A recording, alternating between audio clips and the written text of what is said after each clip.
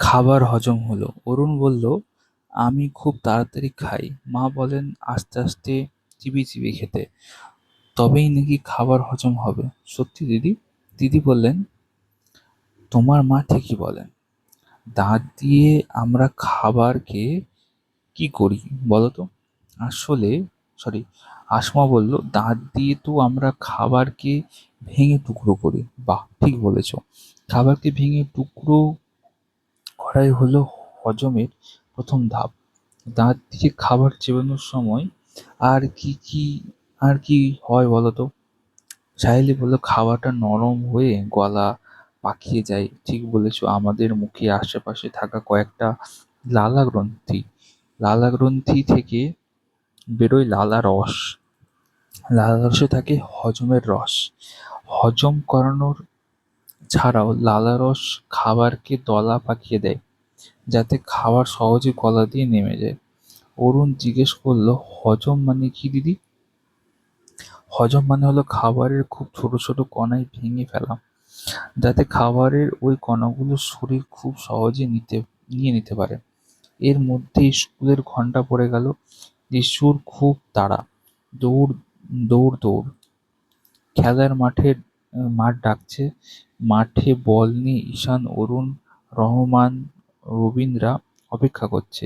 এদিকে মা খেতে দিয়েছে, তাড়াহুড়ো করে খাচ্ছে, আর স্কুলে আজ কি কি হলো সে গল্প বলছে মাকে। এসব করতে গিয়ে যিশু হঠাৎ জোরে জোরে কাশতে আরম্ভ করলো। মা যিশুর মাথায় হাত বুলিয়ে দিতে লাগলেন। বললেন, আস্তে আস্তে খেতে পারিস না? সবসময় তাড়াহুড়ো। খেতে খেতে কথা বলছিস। দেখ তো কেমন বিষম লাগলো। পরদিন ক্লাসে যিশু জিজ্ঞাসা করলো, আমাদের বিষম কেন লাগে দিদি? দিদিমণি বললেন, আসলে আমাদের গলার ভেতরে পাশাপাশি দুটো নল আছে। একটা নল দিয়ে খাবার যায়, আর একটা দিয়ে বাতাস যায়। খাবারের সময় কথা বললে কখনো কখনো খাবারের টুকরো ভুল করে ওই বাতাসের বাতাস যাওয়ার নলে ঢুকে পড়তে পারে। তখন শরীর চায় বাতাস যাওয়ার নলটা থেকে ওই খাবারের টুকরোটা বার করে দিতে, না হলেই বিপদ। মঞ্জু জিজ্ঞেস করলো, কি বিপদ দিদি? বাতাস যাওয়ার নলে খাবারের টুকরো ঢুকে গেলে বাতাস তো আর যেতে পারবে না।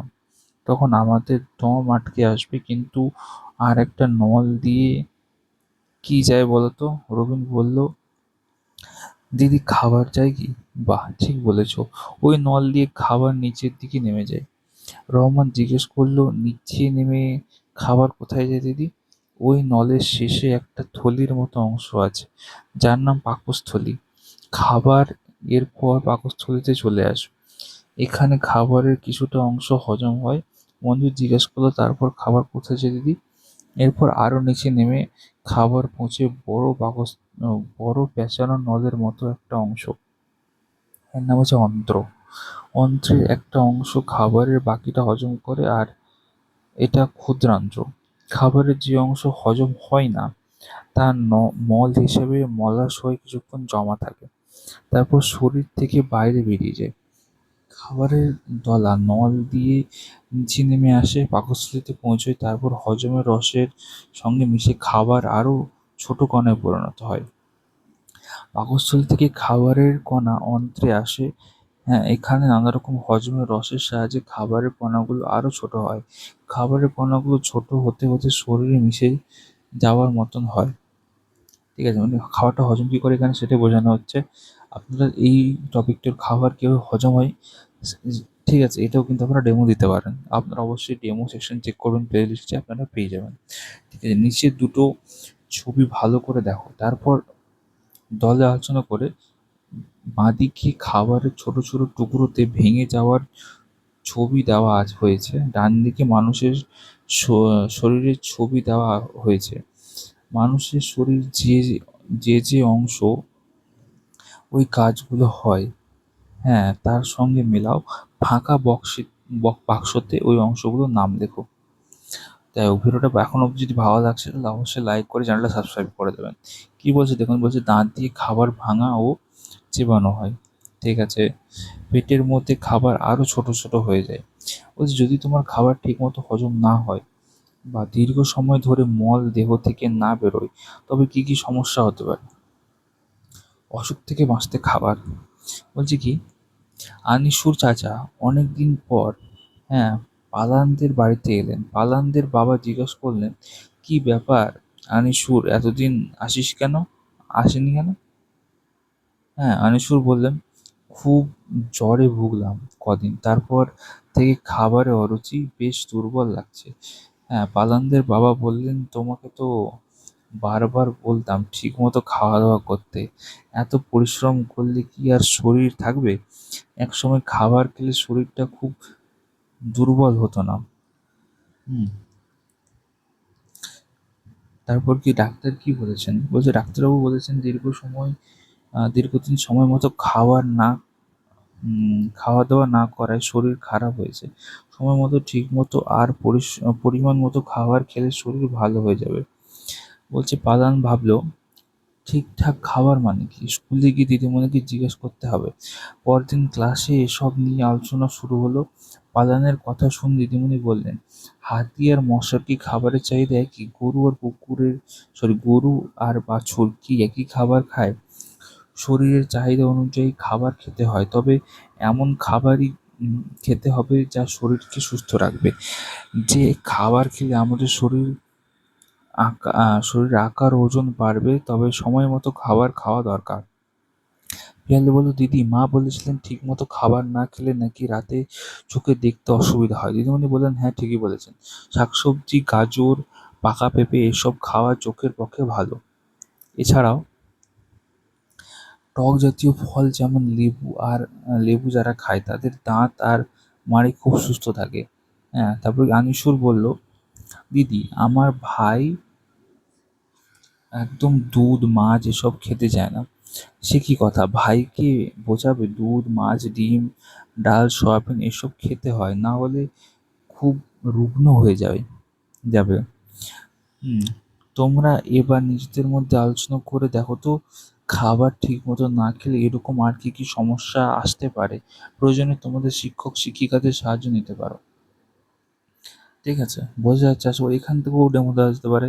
বলছে খাবার খেয়ে কি পায় দেখি, খেলতে, দৌড়াতে অথবা কাজ করতে, হ্যাঁ, তোমার কি লাগে? খাবার থেকে আমরা কি পাই, যা পেলে আমাদের ওপর ছবিতে দেখানো কাজগুলো করতে পারি? ফাঁকা বক্সে কি শব্দ বসাবে ভেবে লেখো তো। খাবার, শক্তি, তারপরে কাজকর্ম, তাই তো? কাজ করার জন্য শক্তির প্রয়োজন হয়, কাজ করার জন্য চাই খাবার। বিভিন্ন কাজ করা হচ্ছে, ঠিক আছে। দিদিমণি বললেন, আমরা সবাই তো সারাদিন নানা রকম কাজ করি। তোমরা স্কুলে আসো, খেলাধুলো করো, পড়াশুনো করো, এসবও তো কাজ। সারাদিন তোমরা কি কি কাজ করো তার একটা তালিকা তৈরি করে নিচে লেখার চেষ্টা করো। তোমরা সারাদিন কি কাজ করো এবং কখন করো সেটা লেখো। দিদিমণি এবারে জিজ্ঞাসা করলেন, যদি আমরা সারাদিন কিছু না খাই তাহলে আমাদের গায়ের কমে জোর কি কমে যাবে? মঞ্জু বলল, গায়ের জোর পুরোপুরি হয়তো কমে যাবে না, কিন্তু দুর্বল হয়ে পড়বো। আমরা তো সারাদিন এত সব কাজ করি, সেই কাজ করার শক্তি পাই কোথা থেকে? আসলাম বলল, আমরা তো খাবার খাই, খাবার থেকে শক্তি পাই। দিদিমণি বললেন, ঠিক বলেছ, তবে এক এক রকম কাজের জন্য এক এক পরিমাণ শক্তি দরকার। যে কোনো কাজ করতে শক্তির প্রয়োজন হয়। কোনো কাজ শক্তি কোন কোনো কাজে শক্তি লাগে বেশি, আবার কোনো কাজটা শক্তির প্রয়োজন হয় কম। খাবার খেয়ে আমরা সে শক্তির চাহিদা মেটাই।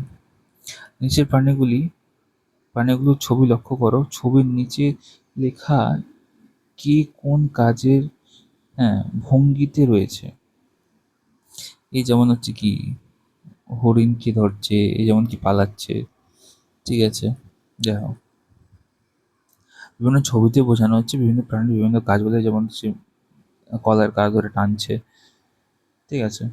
তারপরে আছে কি, দেখুন, যে খাবার খেয়ে সুস্থ থাকবো, কি খাবার খেলে সুস্থ থাকবো, কি খাবার খেলে অসুস্থ হয়ে পড়বো, এসব নিয়ে নেক্সট ভিডিওতে আমরা স্টার্ট করব, ঠিক আছে। এখানে আমরা বিভিন্ন খাবারের উপকারিতা, খাবার কীভাবে আমরা খাই, খাবার কীভাবে খেলে কীভাবে হজম হয়, মুখে কী, মুখের কাজ কী, পাকস্থ জিনিসটা কী, সেটার কাজ কী, তারপরে কোথায় যায়, ক্ষুদ্রান্ত জিনিসটা কী, মল, ঠিক আছে, কী মল জিনিসটা কী, মল যদি প্রতিদিন যদি পরিষ্কার না, মানে পেট যদি পরিষ্কার না হয়, মল যদি বেরিয়ে না যায় শরীর থেকে, তাহলে কী কী রোগ হতে পারে, ঠিক আছে, শরীর খারাপ কেন হয়, কাজের জন্য কী দরকার, শক্তিটা আমরা কোথা থেকে পাই, এইসব নিয়ে আমরা জানলাম।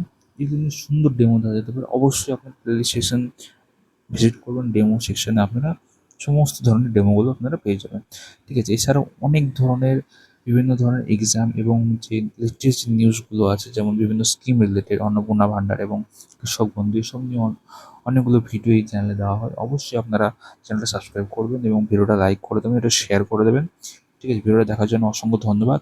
All the best.